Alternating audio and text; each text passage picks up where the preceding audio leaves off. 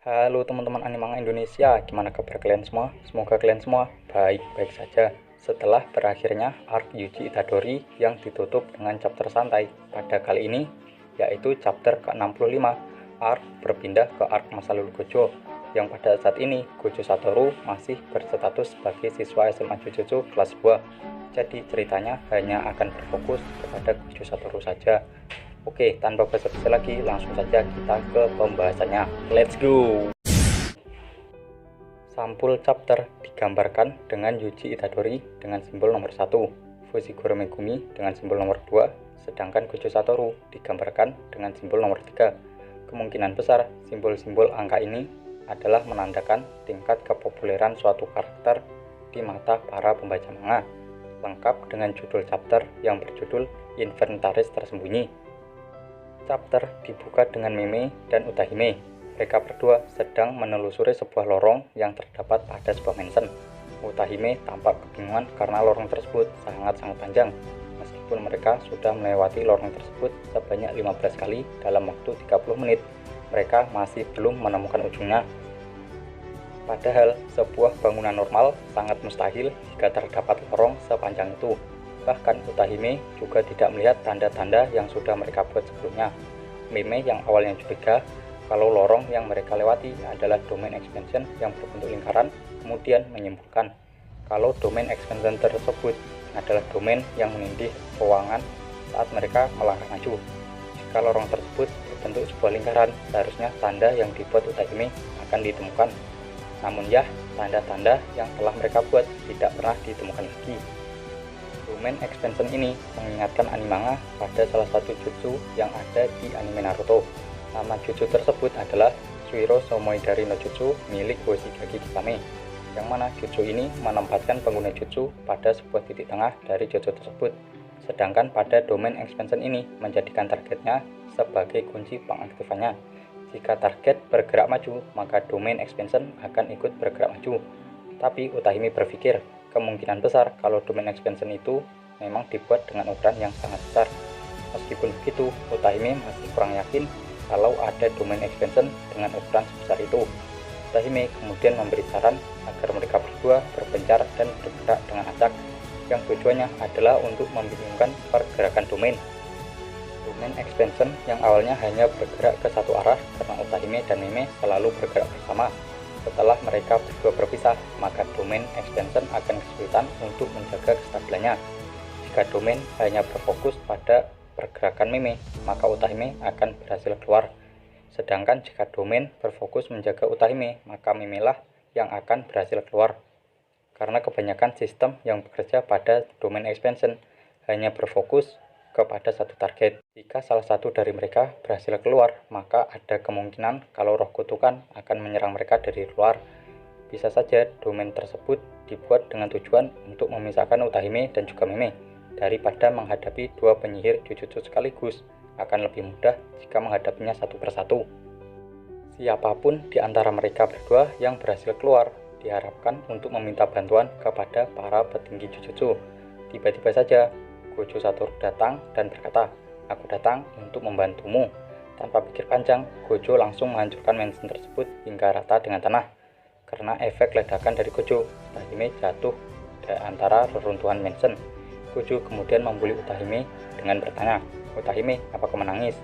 Utahime yang kesal dengan bulian Gojo kemudian menjawab, "Aku nggak nangis." Di sisi lain, Meme justru menggoda Gojo dengan berkata, "Jika aku yang menangis, apa kamu akan menghiburku?"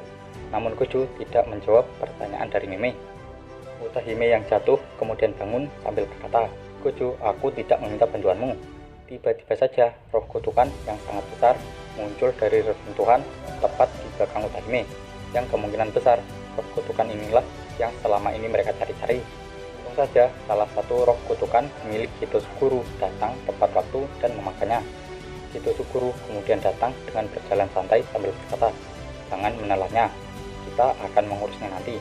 Kemungkinan tujuan dari Kito adalah untuk mengendalikan roh tersebut. Roh kutukan yang dia kendalikan dilarang untuk menelannya, apalagi sampai membunuhnya. Kito kemudian memanggil Gojo. "Satoru, tidak bagus jika hanya mengincar musuh yang lemah." Gojo kemudian menjawab, Lalu siapa yang akan mengincar yang kuat? Iri Shoko juga datang untuk membantu, namun sudah terlambat karena sudah diselesaikan oleh dua orang sableng yang sedang ribut. Shoko kemudian menyapa Utahime. "Si Utahime, apa kamu baik-baik saja?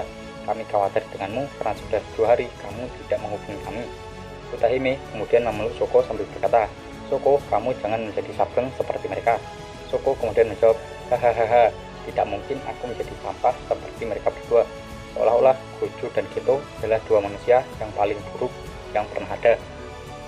Gojo kemudian berkata, "Oh, jadi ini kayak penghalang yang mampu mengacaukan aliran waktu.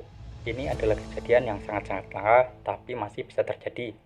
Meskipun Meme dan Utahime hanya berjalan selama 30 menit di dalam mansion, namun bagi mereka yang berada di luar mansion, itu sudah berjalan 2 hari. Meme kemudian berkata, "Berbicara soal domain, ngomong-ngomong, di mana tirai penghalangnya?" Gojo, Geto, dan Shoko hanya bisa terkejut dengan ucapan Meme. Benar saja dugaan Meme, mansion tempat mereka menjalankan misi untuk membantai roh kutukan tiba-tiba saja masuk berita di TV nasional Jepang. Diberitakan kalau peristiwa ledakan yang terjadi di kota Hanmatsu, atau lebih tepatnya di prefektur Shizuoka, disebabkan oleh pipa yang sudah rusak dan tua, sehingga dapat memancing terjadinya sebuah ledakan. Chapter kembali berfokus kepada Gojo Satoru, Geto Suguru, dan Ieiri Shoko. Mereka bertiga disidang oleh Masami Chiaga karena mereka lupa tidak memasang tirai penghalang, yang mengakibatkan masyarakat biasa bisa melihatnya dan tersebar di TV nasional seluruh Jepang. Masami Chiaga kemudian bertanya kepada mereka bertiga, siapa yang tidak memasang tirai penghalang dan meninggalkan manajernya? Mengakulah. Gojo dengan muka tak berdosanya langsung menjawab, "Sensei, kami bertigalah pelakunya. Lebih baik kami mengaku daripada saling menuduh." Masami Chiaga langsung tahu kalau pelaku sebenarnya adalah Gojo Satoru. Tanpa basa-basi, Masami Chiaga langsung memukul kepala Gojo Satoru. Setelah disidang oleh Masami Chiaga, Gojo Satoru yang memiliki jiwa berandalan merasa sangat kesal dan bertanya kepada Geto dan juga Shoko, apakah tirai penghalang memang sangat diperlukan? Apa akan ada masalah jika orang biasa dalam kurung non-penyihir bisa melihat mereka? Bukankah mereka tidak bisa melihat roh kutukan? Geto yang memiliki jiwa keadilan yang sangat tinggi langsung menjawab, tentu saja itu akan menjadi bermasalah.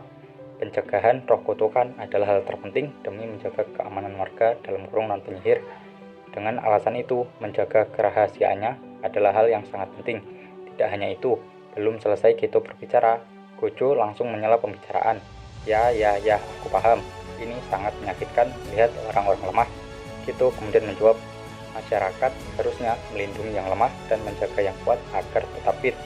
Apa kau tahu penyihir Jujutsu ada untuk melindungi non-penyihir?"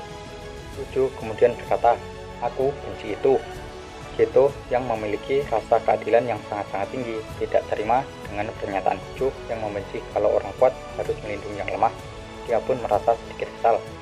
Geto kemudian menjawab, menerapkan alasan dan tanggung jawab keamanan kepada penyihir Jujutsu adalah hal yang bisa dilakukan oleh orang-orang lemah. Gojo langsung memotong omongan Geto dan berkata, "Jangan bangga dengan omong kosongmu itu." Shoko kemudian memilih jalur aman, yaitu lari meninggalkan dua orang sableng itu. Geto yang terpancing emosi langsung mengeluarkan salah satu roh kutukannya dan mengajak Gojo Satoru duel 1 lawan 1 di luar ruangan. Gojo yang merasa masih berlagak santai kemudian berkata, "Apa kau kesepian? Pergilah sendirian." Tiba-tiba Masami Chiaga datang ke dalam ruangan kelas sambil bertanya, "Di mana Shoko?" Geto menjawab dengan senyum kesalnya, "Entahlah." Sedangkan Gojo menjawab, "Mungkin Shoko pergi ke toilet." Masami Chiaga kemudian berkata, "Tidak masalah jika Shoko tidak ada, karena yang diperlukan adalah Gojo Satoru dan Geto Suguru. Di misi kali ini mereka berdua sangat-sangat dibutuhkan." Geto dan Gojo kemudian saling memalingkan wajah dengan muka kesalnya. Sebagai guru yang baik, Masami Chiaga bertanya tentang ekspresi wajah mereka berdua yang tampak sedang kesal. Geto langsung menjawab, "Tidak apa-apa." Masami Chiaga kemudian menjelaskan tentang misi yang diberikan kepada Geto dan juga Gojo. Alasan dipilihnya Gojo dan Geto adalah karena mereka berdua adalah orang terkuat di dunia Jujutsu saat ini. Meskipun tanggung jawabnya cukup besar, tapi misi ini datang langsung dari Master Tengen, yaitu mengawal seorang gadis yang merupakan wadah pasang bintang. karena Master Tengen dan wadah plasma bintang memiliki kecocokan yang pas. Sekian pembahasan dari Animanga, jangan lupa subscribe channel Yuda Animanga dan jangan lupa share video ini, dan kita ketemu lagi di video berikutnya.